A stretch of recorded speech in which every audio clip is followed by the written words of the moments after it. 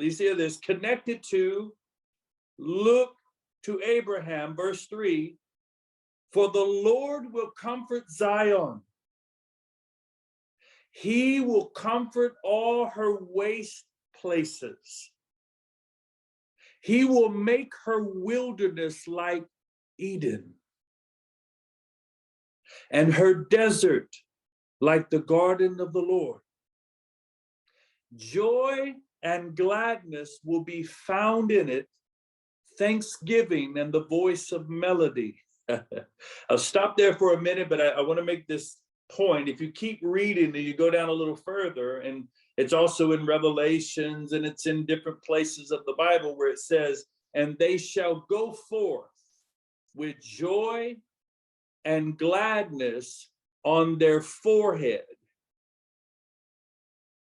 When I thought about this, I heard the Holy Spirit say, third eye, the pineal gland.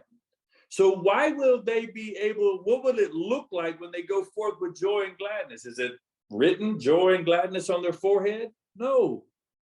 The glory of your spirit, the glory of the oneness that you have with Yahweh, because everything in your body, every center, energy center, chakra, whatever you want to call it, is in so alignment that when this is open, it's releasing a visible manifestation coming out of your forehead of glory and light and love and peace and power.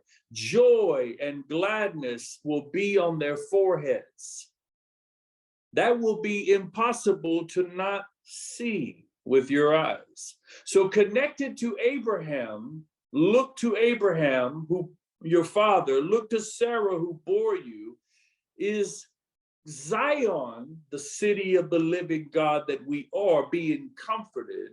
And when Zion is comforted and restored back to her joy, this joy that is residing on our foreheads because everything's open and the glory is coming out, it says connected to Abraham is the garden of the Lord, the Garden of Eden. All the places that we dwell, wherever you are in the nation, wherever you are on the earth, because of what Father is trying to open up and reveal, we are the ones to bring forth the manifestation of the Garden of Eden in our domain.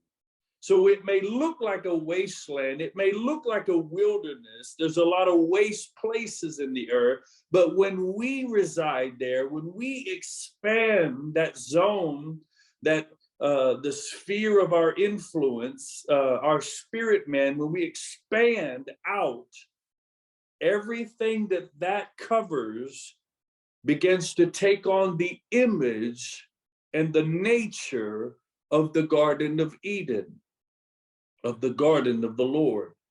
Does our earth, do our cities, do our states, do our nations need what the Garden of Eden provides? Yes, the answer is yes. So I'm reading Romans 8:29 through 30, and God says, look to Abraham.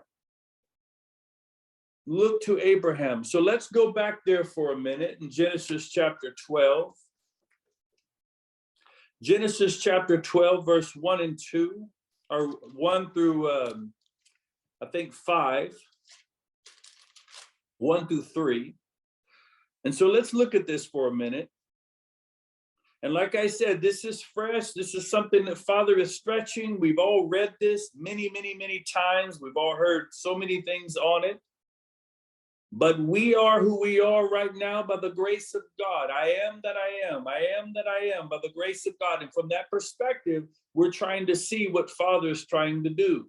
We need to understand the times and the seasons that we're in so that we can affect change, right? The effect or the work of righteousness is peace. The effect of righteousness is quietness and assurance forever. We are the ones that are supposed to be facilitating the work of righteousness in the earth so that the effect of that work begins to create the quietness, the soundness, the assurance If every human on the planet had assurance that all their basic needs were going to be met, there would be less hostility. There would be less strife.